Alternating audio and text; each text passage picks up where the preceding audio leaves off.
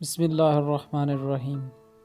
یہ کہانی انگلینڈ کی یونیورسٹی میں پڑھنے والے دو اسٹوڈنٹ کی ہے، جس میں لڑکا مسلمان اور لڑکی غیر مسلم ہوتی ہے۔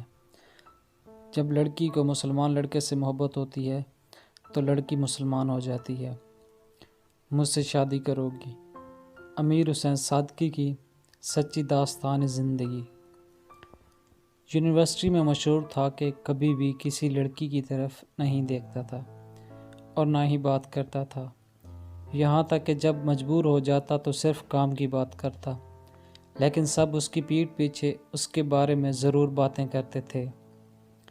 میں دوستوں کے ساتھ کھڑی گپیں ہانک رہی تھی کہ وہ میرے پاس آیا اور بولا، مس ملٹن، آپ سے تھوڑی دیر کے لیے بات کر سکتا ہوں؟ میں تجسس میں پڑ گئی کہ یہ لڑکا جو کسی سے کبھی بات نہیں کرتا، اسے مجھ سے کیا کام ہو سکتا ہے۔ اس کے ساتھ چلی اور یونیورسٹی کے ہال میں پہنچ گئے۔ تھوڑی دیر تذبذب میں مبتلا رہا، اس کے چہرے کا رنگ بھی بدلا جا رہا تھا، اور پھر بولا، کیا آپ سے شادی کی درخواست کر سکتا ہوں؟ ایسا شاک مجھے لگا کہ پلک بھی نہیں جھپک پا رہی تھی۔ ہم نے اس سے پہلے کبھی بھی آپس میں بات نہیں کی تھی، جانتے تک نہ تھے ایک دوسرے کے بارے میں۔ ایک دم سے ہی شادی کی بات بہت ہی احمق درخواست تھی، لیکن اپنی شخصیت کی خاطر میں نے کوشش کی کہ ظاہری طور پر پرسکون رہوں اور احترام کے ساتھ اسے نہ بول دوں۔ میں نے اوکے بڑے روب سے بولا، مجھے پتہ ہے کہ میں یونیورسٹی کی سب سے خوبصورت لڑکی ہوں، لیکن اس نے میری بات کاٹی اور بولا، میں اس وجہ سے شادی نہیں کرنا چاہتا۔ وہ بہت ہی کنفیوز لگ رہا تھا، اس کی آواز ہی نہیں نکل رہی تھی۔ اس نے اپنی سرخ پیشانی کو اپنے لرزتے ہاتھوں سے صاف کیا اور بولا، یونیورسٹی بہت تنگ کر رہی ہے، یا ان کی باتیں قبول کر لوں یا پھر ایران واپس چلا جاؤں۔ میں نے سوچا کہ ان سے چھٹکارا پانے کے لیے شادی کر لیتا ہوں۔ آپ پوری یونیورسٹی میں دوسری لڑکیوں کی نسبت بہتر شخصیت کی مالک ہیں اور کپڑے بھی بہتر پہنتی ہیں۔ وہ ایسے ہی بولے جا رہا تھا اور میں آتش فشاں کی طرح سرخ ہو کر پھٹنے والی تھی، لیکن جب اس نے یہ کہا تو میرا صبر ٹوٹ گیا۔ ویسے بھی شادی کے بعد آپ کا خرچہ میرے ذمہ ہوگا۔ اب سارا لحاظ بالائے طاق رکھ کر اس کے گال پر زور سے تھپڑ رسید کر دیا۔ تم نے اپنے آپ کے بارے میں کیا سوچا؟ جرأت کیسے ہوئی تمہاری یونیورسٹی کی سب سے خوبصورت لڑکی کو آ کر یہ کہو کہ ہزاروں لڑکے صرف مجھ سے بات کرنے کے لیے بےتاب رہتے ہیں؟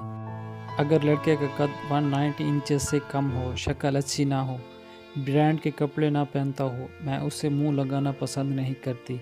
غصے کے مارے مجھ سے اپنی جگہ پر کھڑا نہیں ہوا جا رہا تھا۔ 2 قدم آگے جاتی، 2 قدم پیچھے جاتی۔ اس وقت تم کالے سیاہ پتلے پتنگ 185 بھی نہیں ہو، مجھ سے شادی کرنا چاہتے ہو، مجھ سے کہہ رہے ہو کہ میرا خرچہ دو گے، بڑے بدتمیز ہو۔ سمجھتے کیا ہو اپنے آپ کو؟ تمہارے پیسوں کی فقیر ہوں؟ میرے کپڑے دیکھو، سب برانڈ، میری جوتی تمہاری شکل سے زیادہ اچھی ہے۔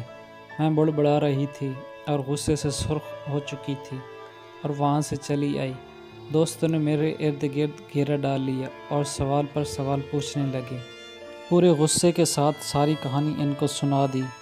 ابھی تک میرا غصہ نہیں اترا تھا۔ منڈلی بولی، منڈلی جو میری سب سے اچھی دوست ہے۔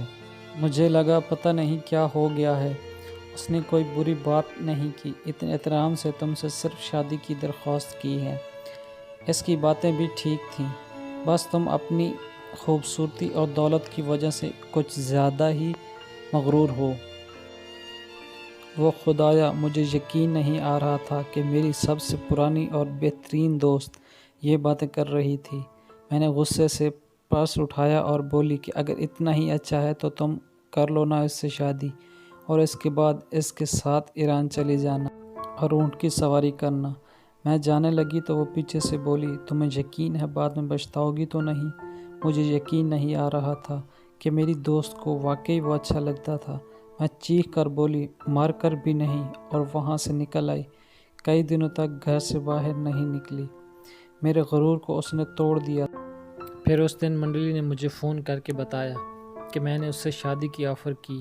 لیکن اس نے اتنے احترام کے ساتھ منع کر دیا اور مجھے کہنے لگی تم احمق ہو جس نے اتنے مؤدب بندے کے رشتے سے انکار کر دیا۔ اب تو میرا دماغ خراب ہو رہا تھا، میں چاہتی تھی کہ بدترین حالت میں اس بندے سے انتقام لوں۔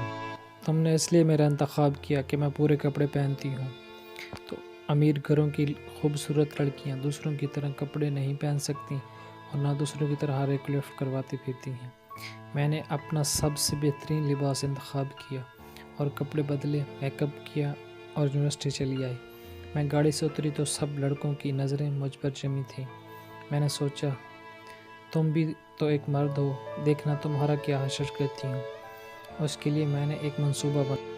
پارٹ 2 انشاءاللہ بہت جلد اپلوڈ کر دیا جائے گا۔ تمام ویورز سے گزارش ہے کہ میرے یوٹیوب چینل کو سبسکرائب کریں اور بیل آئیکن کو پریس کریں تاکہ اس کہانی کے باقی پارٹس کا نوٹیفیکیشن بھی آپ کو ملتا رہے اور میری ہر نئی آنے والی سچی کہانی کا نوٹیفیکیشن آپ کو ملتا رہے۔ Thanks for watching.